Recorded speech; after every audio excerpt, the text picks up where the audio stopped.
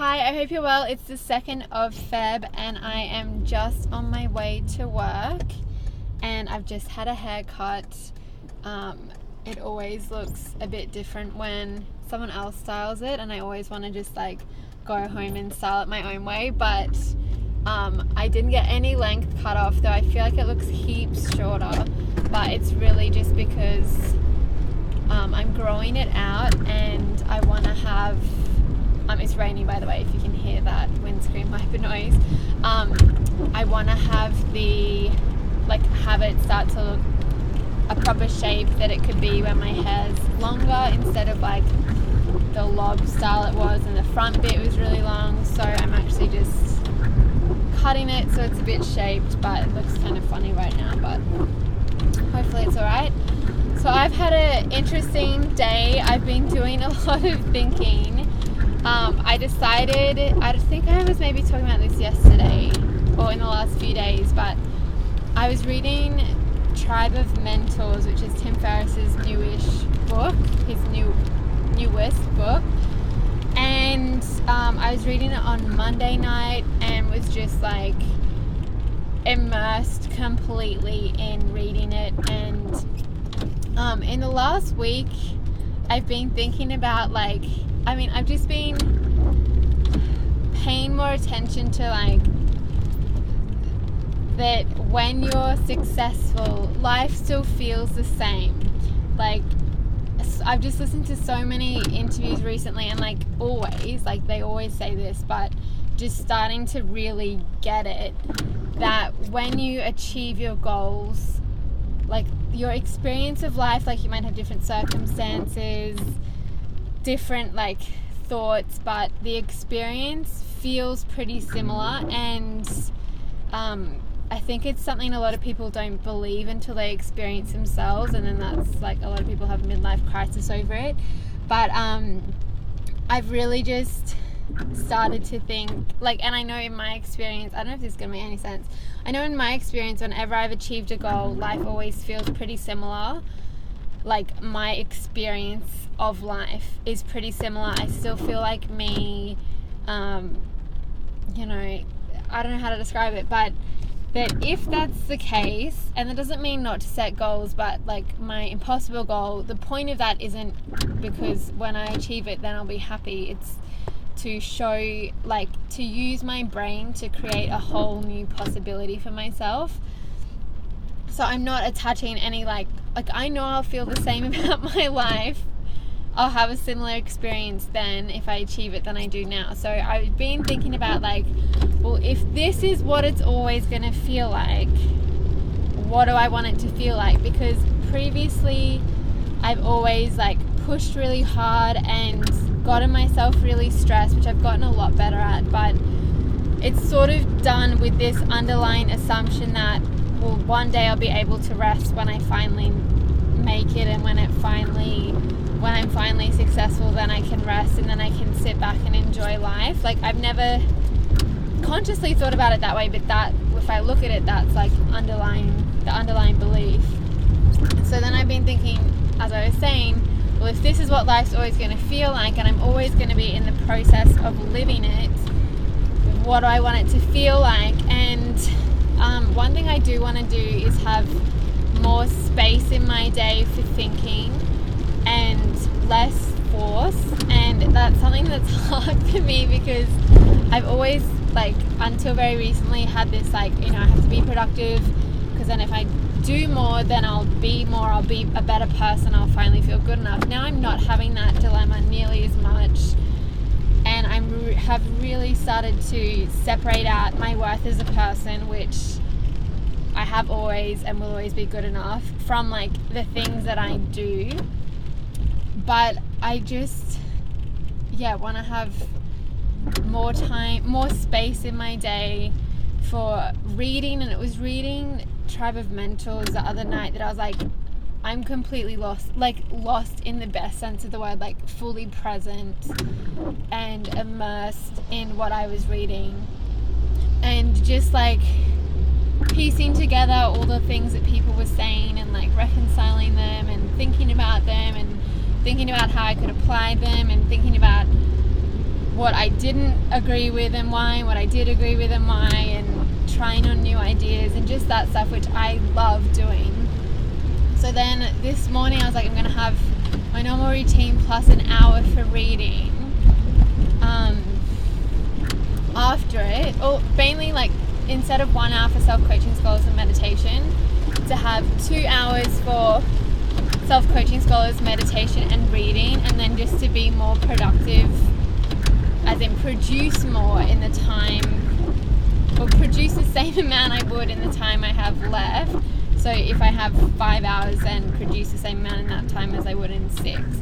So that's what I'm kind of working on at the moment. But I have also been thinking about my blog and like what, if I'm always going to be in the process of creating, like what do I want to create?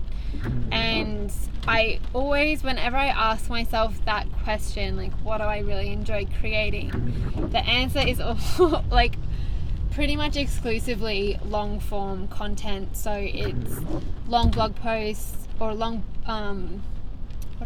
long blog posts, long podcast episodes.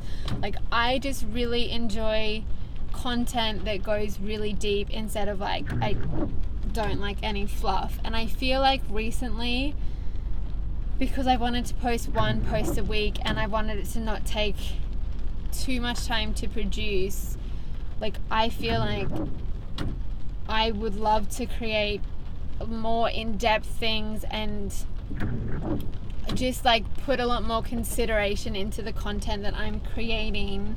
And I'd love to read more and actually share all of that. Like, I don't know if you guys know brainpickings.org, but I was listening to an interview with Maria Popova, I think that's how you pronounce her name, and she's like, I don't personally read Brain Pickings, but I really admire what she does. She writes long form, really in-depth and thought out articles about all different kinds of things that she's interested in, and that's what I want my blog to be like.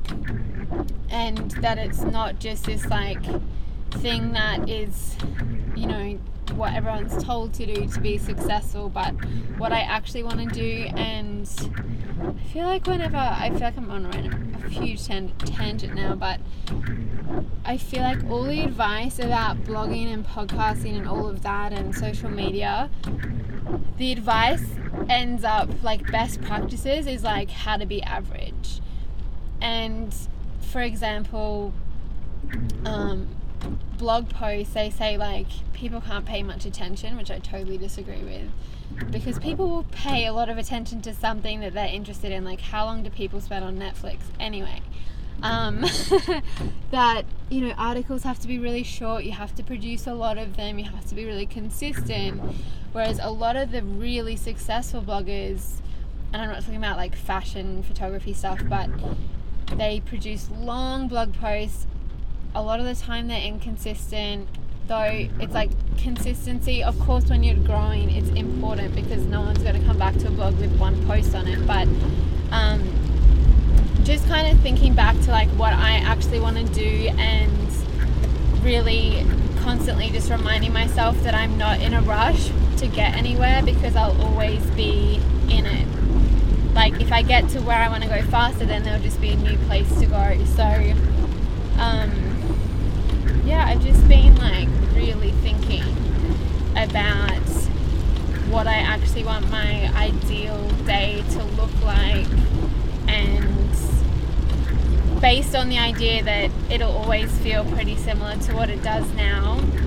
I was listening to an amazing interview with Mike Posner, yeah, the singer. He was on Tom Bilyeu's podcast Impact Theory, and I actually listened to it because I got an email about it, because I'm subscribed to his email list, Tom Bilyeu's email list, and he mentioned in it about the breakthrough that Mike had at the Landmark Forum, and you guys know I've done that. I was like, oh, I'm really interested to hear what he got from it.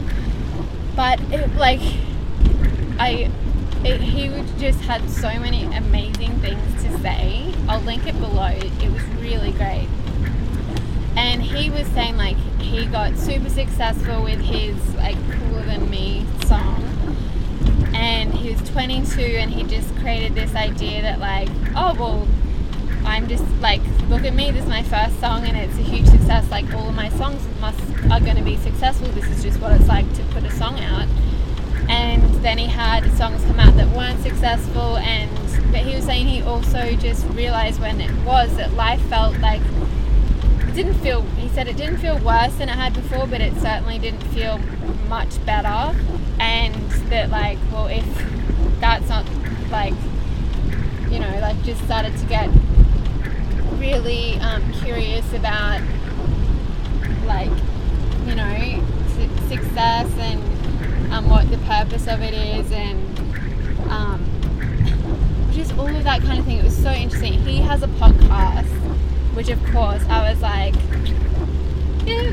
So I listened to one episode this morning. It was really good.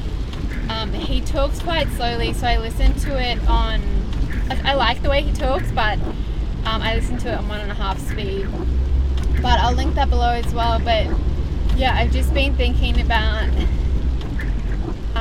what I really want my day to look like, because I had been like, oh well, you know, once I get everything going, then I'll have more time to read. It just doesn't, like, I want to read more.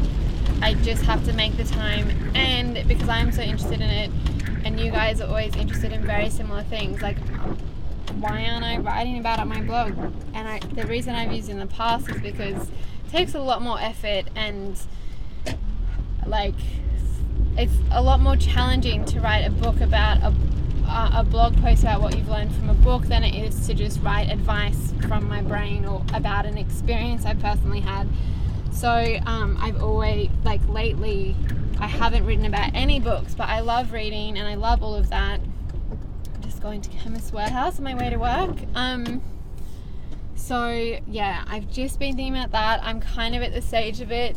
This is why I love doing a daily vlog, because I don't know the answer to any of this, and I'm just thinking about it, and yeah, just thinking about what I want to do and how to make sure that my blog is, and all my work is like an expression of myself and what I'm truly interested in, and not just what is like going to be successful, because I think it's much more likely to be successful as well if it's something I'm truly interested in and my own formula.